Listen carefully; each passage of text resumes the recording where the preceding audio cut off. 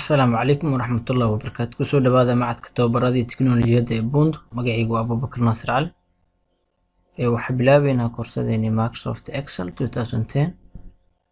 Excelku waa spreadsheet program kaasoo kuu oggolaanaya inaad ku keydiso ama ku nidaamiso, sidoo kalena ku analyze garayso information. Cashirkeena waxaan ku baranaynaa interface-ka ama muuqaalka guud uu leeyahay programka Excel. Programku sidan u yaalaa marka ugu horeyso qaabkan soo kacaya waxaan loo yaqaanaa spreadsheet program. Marka ugu horeyso aad soo kiciso Excelka, wajahdiisa koowaad sidaan ayay usoo bixiysaa.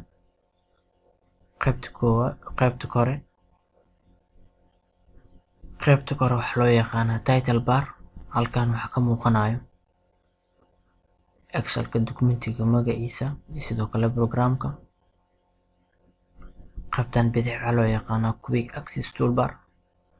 quick access toolbarka inta badan waxaa laga helaa commands-ka ugu caansan sida save oo loo isticmaalo markaad dokumentiga save gareynaysid, undo oo loo isticmaalo markii aad shaqada ka laabanaysid, iyo redo markii aad dib ugu laabanayso. qaybtan midig markaad soo fiirino waxaa ku yaalo 3 buttons.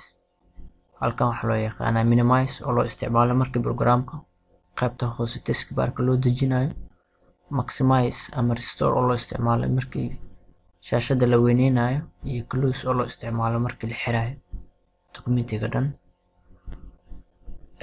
qaybtan waxaa loo yaqaanaa ribbon. ribbonka gudihiisa waxaa ku jiro tabs.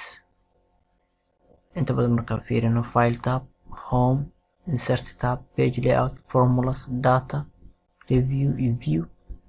tabska sidoo kale ayaga waxaa hoos imaado groups, sida hadda homeka oo kale waxaa hoos imaanayo clipboard group, font group, alignment group, number group, styles group, cells group iyo editing group.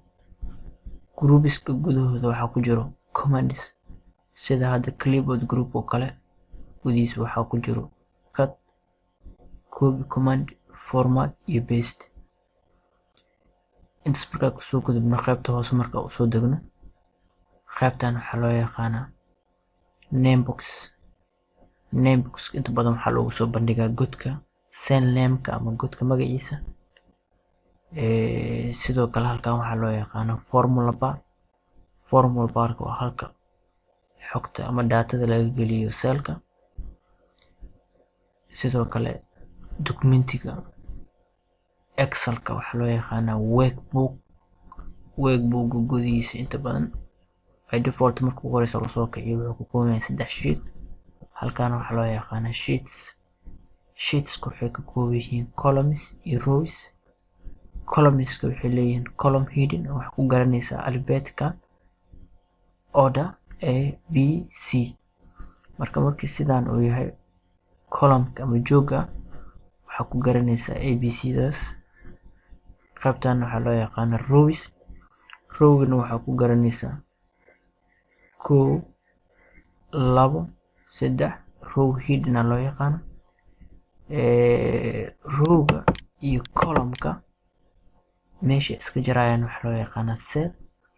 cellka inta badan markuu godka ku dooraya ama cellka waxaa ku ogaanaysaa columnka uu ka tirsan yahay iyo row uu ku tirsan yahay highlighter la saarayo. sidoo kalena nameboxka waxaa lagu soo bandhigayaa cellkaas addresskiisa ama magaca uu leeyahay. qaybtan hoose markaa fiirino kuwan waxaa loo yaqaanaa sheet tabs. inta badan Excelka dokumentiga wuxuu ku kooban yahay 3 sheet, laakiin waxyaabo sheets kale dheeri waa ku darsan kartaa. qaybtaas hoosena waxaa loo yaqaanaa status bar. status barka qaybtan waxaa waaye waa view buttons. 3 button oo kala duwan uu leeyahay: normal, page layout, sidoo kale page preview. halkan waa zoom levelka. inta badan waxaa lagu ogaadaa zoomkaaga levelka uu marayo, laakiin 100% sida default waaye. halkan waxaa ku yaalo zoom in calaamadaas pluska oo loo isticmaalo marka dokumentiga aad soo dhaweysanaysid, iyo zoom out oo loo isticmaalo marka aad zoomka ka yareynayso. halkan waxaa loo yaqaanaa zoom slider. sidoo kale wuxuu leeyahay scroll bar. qaybtan waxaa loo yaqaanaa vertical scroll bar qaybtan waxa loo yaqaana